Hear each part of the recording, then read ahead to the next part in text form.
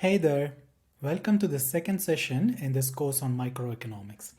In this session, we're going to focus on market dynamics. We'll explore how the forces of demand and supply interact to shape the prices of the various goods and services around us.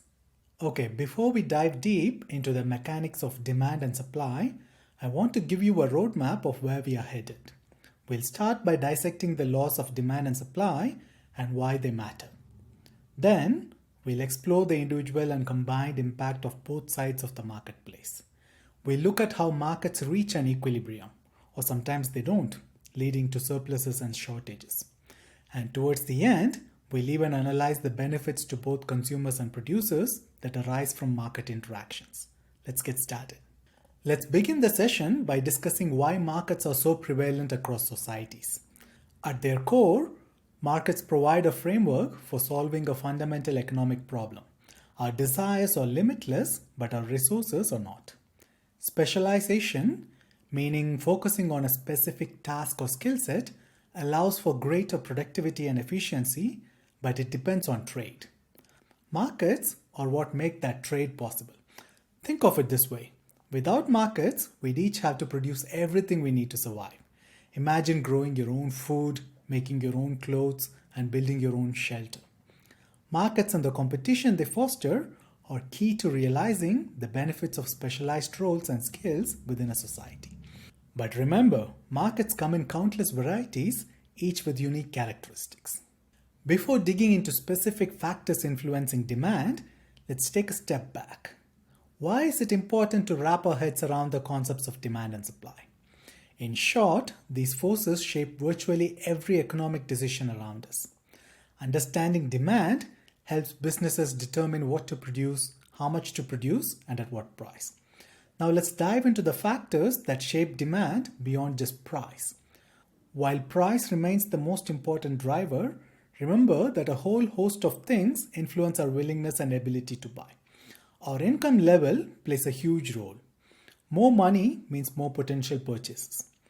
The prices of other goods, whether they compete with or complement our item of interest, will also sway our decision making. Additionally, think about how trends, advertising, and our personal preferences constantly fluctuate. And don't forget about expectations. If we believe prices will skyrocket soon or our income might change, we'll adjust our buying behavior in the present. Now we visualize the law of demand in action. See that downward slope? That's the classic demand curve, reflecting the inverse relationship between price and quantity demanded. Why the slope? Firstly, when something gets expensive, we are tempted to find substitutes. Also think about eating, say, 5 slices of pizza. That 6th slice won't feel that delicious, will it? This diminishing personal value as we have more is a major driver of the curve shape. Let's illustrate the law of demand with a real-world example. Imagine Kevin, a big banana fan. This table here shows us that at a higher price, Kevin wants to buy fewer bananas. See how when the price drops, the quantity he wants to buy increases. Now let's focus on the chart again. That's Kevin's individual demand curve. It visually demonstrates the inverse relationship between price and quantity demanded. Remember, there are other factors that influence demand, but the price alone creates this characteristic downward slope. And take a look at the equation below the chart. This equation mathematically represents the relationship we see in the table and on the curve. It directly expresses how changes in price P lead to changes in quantity demanded Q. Don't worry if graphs, equations, and tables sometimes seem overwhelming. I'll be creating a video specifically focused on all the math skills you'll encounter in this course, things like linear algebra, calculus, and geometry. This will help you gain even more confidence in breaking down the models we use in microeconomics. If you're not comfortable with math, ideally you should be watching that video first before continuing any further. I'll add a link to the math video in the description of this video when it's available, so keep an eye out for this. So far, we've seen how individual factors influence a single person's demand, like Kevin with his bananas. But how does everyone's demand come together? This concept right here, market demand, considers the total quantity that everyone in the market would be willing to buy at each price point. Imagine Kevin, Stuart, and Bob all are part of the whole market. Notice Bob, he's a true banana fanatic. To get the market demand curve, we add up all the quantities that each person would demand at a specific price. Notice that the market demand curve also slopes downward, reflecting the law of demand at the market level. In reality, a market would have countless individual consumers and their demand curves wouldn't be perfectly straight lines. However, to simplify analysis, economists often represent market demand with a straight line. This is a reasonable assumption as long as the price changes we're considering are relatively small. Now let's switch gears and focus on the supply side of the equation. Just as we explored how different things impact demand, several key factors influence how much businesses want to supply. Price is still a major player. Higher prices provide an incentive for businesses to produce more. Think about production costs, labor, materials, energy. All these costs eat into the seller's profit margins. If these costs go up, it might reduce the amount sellers are willing to supply at any given price. Technology, on the other hand, often unlocks efficiency. Better tools or processes can lower production costs and boost potential supply. And sometimes forces outside of our control, like weather patterns for example, play a part too. Let's visualize the law of supply. See this upward sloping curve? This is a typical individual supply curve. Notice how it's the opposite of what we saw with demand. Here, the higher the price, the more a seller wants to provide. This makes sense, doesn't it? If you're running a business, higher sales prices translate to the potential for more profit, incentivizing increased production. Let's look at a concrete example of the law of supply. Imagine Joe runs a banana farm. This table shows us that as prices increase, he's willing to supply more bananas. See the pattern here? If bananas fetch a low price, it might not cover Joe's costs, leading him to produce and offer a smaller quantity. That upward sloping curve represents Joe's individual supply curve. It illustrates the positive relationship between price and the quantity Joe wants to supply. This upward trend is common for producers. Better prices mean increased potential profits, encouraging them to boost production. Now imagine Joe isn't the only banana farmer out there. To get a picture of the whole banana market, we combine the willingness of every supplier to sell bananas. This is where the market supply comes in.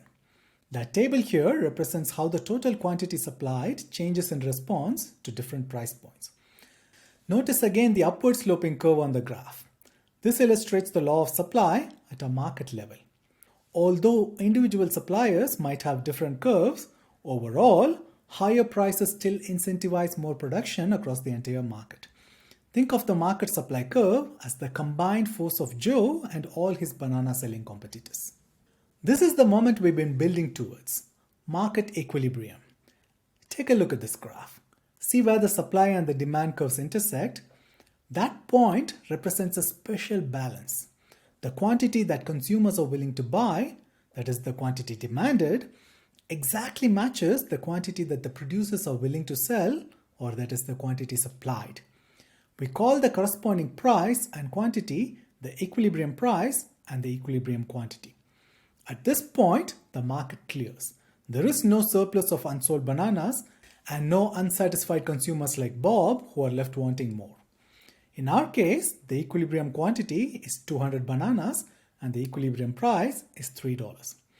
Of course, things can change this balance, but the market will naturally gravitate towards the equilibrium point.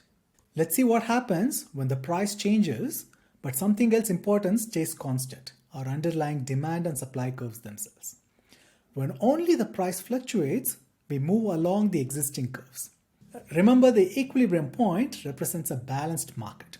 Here the price was $3 and 200 units were demanded and supplied. Now imagine the price drops to $2. See that gap between what the suppliers are providing, which is only 100 units, and what consumers want to buy, which is 300 units. This gap is called a shortage. Consumers are demanding more than suppliers are willing to offer at this price. This mismatch leads to competition among buyers and can drive prices back up towards equilibrium. Now let's see the flip side. Again, we are starting from that initial equilibrium at $3 and 200 units. This time, instead of the price falling, Let's imagine it rises to $4. Notice how the quantity supplied, which is 300 units now, exceeds the quantity demanded, which is only 100 units. This situation is called a surplus, and again, it's triggered purely by the price change. We are still assuming our underlying supply and demand curves are fixed for now. Later, we'll talk about the factors that can shift these entire curves. So far, we've looked at what happens when the price changes, causing movement along these demand and supply curves. But what if the whole curve itself moves? This is where things get really interesting. A demand curve shift represents a fundamental change in how much consumers want to buy, even if the price stays the same. Let's bring this back to our banana example, but first, there's an important distinction. A demand curve shift means a change in the quantity demanded at every price point. This isn't just about people buying more bananas because they are cheaper. So imagine everyone gets a raise, making them likely to buy more bananas at any price. If apples become expensive, bananas become more appealing even at the original price. Similar logic applies to cheaper cereal or positive news about bananas. Conversely, when factors like income drops, cheaper substitutes, costly compliments, or bad news hits the banana market, the entire demand curve shifts downward because people want fewer bananas at each price point. Let's add another layer. What do these shifts do to our market equilibrium? An outward demand shift, remember, means more bananas are wanted at every price. This typically pushes both the equilibrium price and quantity upwards. Think of it as increased demand creating competition between buyers. Conversely, when demand drops, the equilibrium price and quantity tend to fall as well. Now let's switch to the producer's side. Supply curve shifts mean that at every price, the quantity of bananas a farmer is willing to offer changes. It's not just about selling more because prices went up. Think about factors that make banana farming cheaper or more efficient. Lower input costs, a new harvesting machine, or a bumper crop due to perfect weather could all shift the curve outwards. Farmers are willing to supply more at any price. But the opposite is also true. Production costs can rise, storms can ruin harvests, or if the farmer thinks banana prices will tank in the future, they might hold back on the supply today, shifting the curve to the left. And importantly, let's consider how this affects our equilibrium. When the supply shifts outwards due to things like cheaper production or better harvests, the equilibrium price tends to drop, but the equilibrium quantity increases. Conversely, if banana farming gets costlier or a crop disease or bad weather reduces supply, expect prices to climb and fewer bananas to be sold in equilibrium. Now for the real challenge. In the real world, demand and supply rarely change in isolation. What if increased income boosts banana demand at the same time as bad weather hurts supply? Suddenly, it's not so easy to say what happens to the price and quantity of bananas sold. The answer depends on the magnitude of each shift. If the demand increase is bigger, expect prices to likely rise. The opposite holds true if the supply decrease is stronger. Sometimes, the changes might partially offset each other, leaving the price relatively ambiguous. Also consider time horizons. In the short term, prices tend to be more heavily impacted. Over the long term, as markets adjust and producers react, we might see pronounced changes in the actual quantity of goods exchanged. Next, let's look at welfare analysis.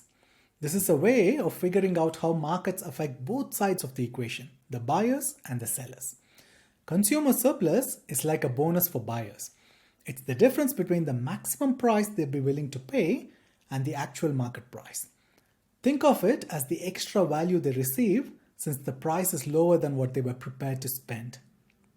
On the other side, we have producer surplus. This is the seller's version of a bonus. It's the extra money they make by selling at the market price, which is higher than their production cost. The combined total of the consumer and producer surplus gives us a sense of the overall benefit and well-being the market generates. The bigger this total surplus, the more efficient the market is considered to be. Let's first focus on consumer surplus. Remember, it's the difference between what someone is willing to pay and the actual market price. See the table here. Kevin would pay a maximum of $3 for a banana, and since that matches the market price, his surplus is zero. Stuart would pay a maximum of $4 for a banana and hence he gets $1 of surplus. And Bob, who is a banana enthusiast, would pay a maximum of $5 for a banana and hence his benefit is $2. So the total consumer surplus for the three consumers together is $0 plus $1 plus $2, which is $3. In the next slide, we'll visualize how this looks for the entire market. But for now, remember that the consumer surplus is a win for the buyers.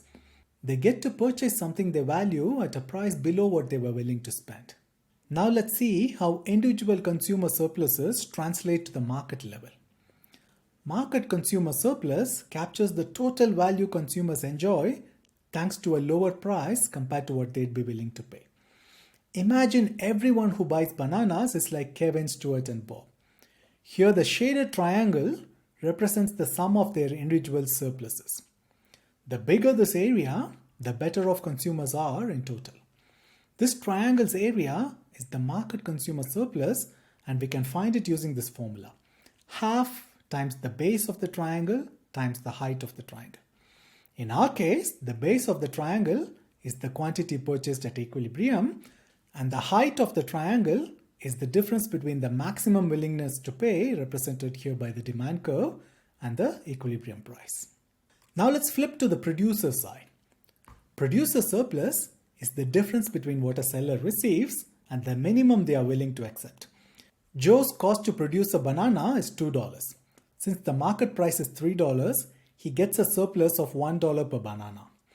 This is his extra profit or benefit gained from participating in the market. Remember, just like with consumer surplus, producer surplus can be different for each individual supplier depending on how efficiently they can produce. Similar to consumer surplus, we can visualize the total producer surplus in the market. Think of all the banana farmers out there, each with their own costs. This shaded triangle represents their combined gains from selling at a price higher than what it cost them to produce. The larger this area, the greater the benefit to producers overall. To calculate the market producer surplus, we use the same formula.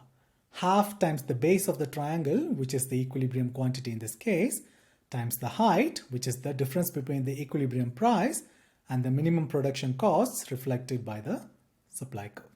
We've covered a lot of ground today. We started with the core principles of demand and supply, understanding the factors that make consumers want more or less of a good, and what motivates producers to offer different quantities. We saw how these forces come together in market equilibrium, the sweet spot where intentions align. It's important to remember that a price change only causes movement along the curves, while things like income changes or technology shifts can change the very shape of the curves themselves. Finally, we introduced welfare analysis. Consumer and producer surplus help us measure how well the market is serving those on both sides of the transaction and gives us a clue into overall market efficiency. In the next session, we go a bit deeper. Elasticity will tell us if consumers or producers are really sensitive to price changes or if they are more laid back about it. This matters a lot when predicting how much markets will be disrupted by various events. After that, we'll take a hard look at market policies. The real world isn't just about free-flowing supply and demand. Governments sometimes intervene. We'll learn about taxes, price controls, and how understanding everything we've discussed so far is key to figuring out their consequences. See you there.